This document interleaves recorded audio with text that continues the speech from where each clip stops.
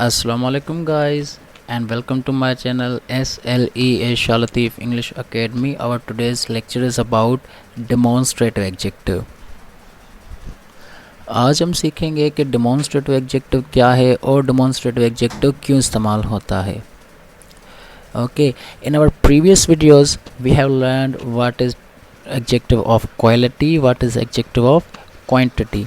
सो आज हम सीखेंगे कि डेमोन्स्ट्रेटिव एडजेक्टिव क्या है. ये एडजेक्टिव का थर्ड काइंड है. So let's see the definition of demonstrative adjective and understand that how demonstrative adjective is used and why demonstrative adjective is used. So the definition is demonstrative adjective is a word that modifies a noun by talking about its number and vicinity of the speaker. अब demonstrative adjective क्या है? ये word है जो कि modify करता है noun को. जिस चीज़ के बारे में हम बात करेंगे उसके नंबर विसिनिटी को बताएगा. कैसे? विसिनिटी और नंबर क्या है? विसिनिटी से मुराद कि वो चीज़, वो ऑब्जेक्ट जिसके बारे में हम बात कर रहे हैं वो हमारे करीब है या हमसे दूर है. ठीक है. नंबर का मतलब कि वो चीज़ प्लूरल है या वो चीज़ सिंगुलर है. अब डेमोन्स्ट्रेटिव एडजेक्टिव्स चार होते हैं. कौन से होते हैं वो? Like this, that, these and those. अब ये चार डेमोन्स्ट्रेटिव एडजेक्टिव्स हैं. अब इनका यूज़ सीखेंगे हम आज कि कैसे इस्तेमाल होते हैं और इसकी स्पीकर के साथ, ऑब्जेक्ट के साथ क्या विसिनिटी होती है. ठीक है.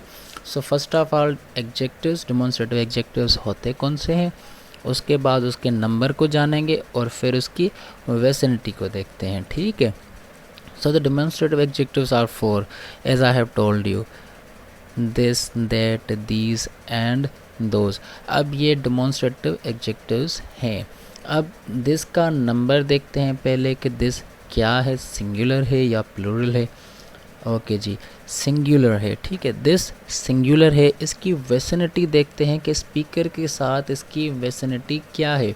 क्या वो चीज़ स्पीकर के करीब है या वो चीज़ स्पीकर से दूर है. Okay. So the vicinity is close to the speaker. मतलब दिस उस चीज़ के लिए इस्तेमाल होती है जो चीज़ स्पीकर के सब्जेक्ट के करीब हो, पास हो. ठीक है. दैट क्या है? इसका नंबर, ये भी सिंगुलर है. इसकी विसिनिटी देखते हैं. Far away from the speaker. अब इसकी विसिनिटी है कि स्पीकर से वो चीज़ दूर हो. मतलब जिस चीज़ के बारे में हमारा सब्जेक्ट बात कर रहा है वो ऑब्जेक्ट हमारे सब्जेक्ट से थोड़ा दूर है. ठीक है. अब दीज क्या है? पहले इसका नंबर देखते हैं. प्लूरल. अब दीज प्लूरल है जबकि दिस और दैट सिंगुलर थे. इसकी विसिनिटी है close to the speaker. Speaker के करीब हो वो चीज़ें. अब इसका नंबर हमने जाना कि प्लूरल है. मतलब दीज प्लूरल चीज़ों के लिए इस्तेमाल होता है बट वो चीज़ें जो हमारे स्पीकर के करीब हो. ठीक है. दोज देखते हैं. पहले इसका नंबर देखते हैं. प्लूरल. अब दोज क्या है? ये भी प्लूरल है. मतलब प्लूरल चीज़ों के लिए इस्तेमाल होता है. विसिनिटी देखते हैं इसकी. Far away from the speaker. Speaker से वो चीज़ें दूर हो. Same like that. ठीक है. दैट हमने पढ़ा. दैट भी स्पीकर से दूर वाली चीज़ों के लिए इस्तेमाल होता है. और सेम दोज प्लूरल है बट उसका वर्क सेम है. अब ये हमने सीख लिया कि एडजेक्टिव्स कौन से हैं. डेमोन्स्ट्रेटिव, उनका नंबर भी हमने जान लिया, उसकी विसिनिटी भी हमने जान ली. अब उन पे सेंटेंसेस बनाते हैं और अंडरस्टैंड करते हैं. For example, I love this ball.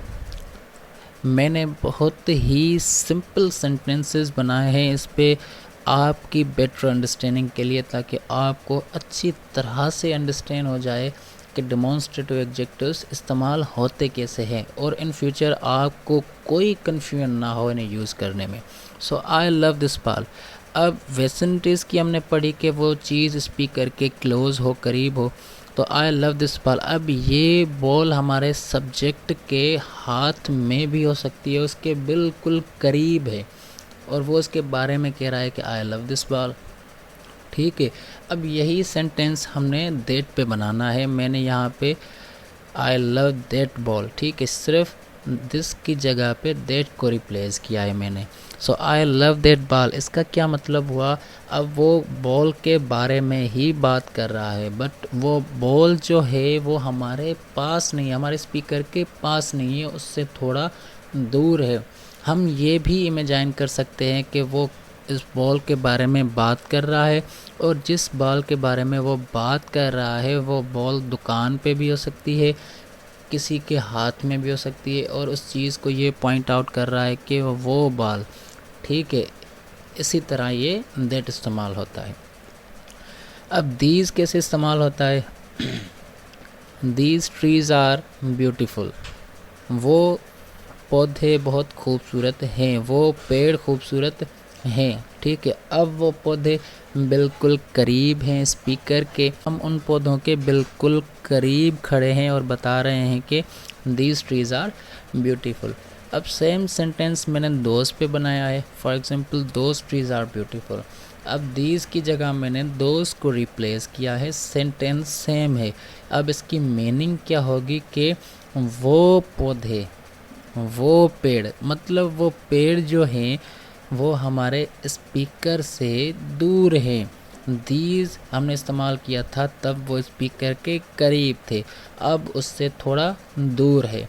अब दीज, अब दिस, दैट और दीज, दोज का यूज़ ये था। मैंने इंतहाई सिंपल वे में आपको बताया है, समझाया है, और उम्मीद करता हूँ कि आपको भी अच्छे से समझ आ गया होगा। So friends, that's all for today, and I'll be with you tomorrow with the next kind of adjective. And if you haven't subscribed my channel, so kindly subscribe Shah Lateef English Academy for more videos. So take care, Khuda Hafiz.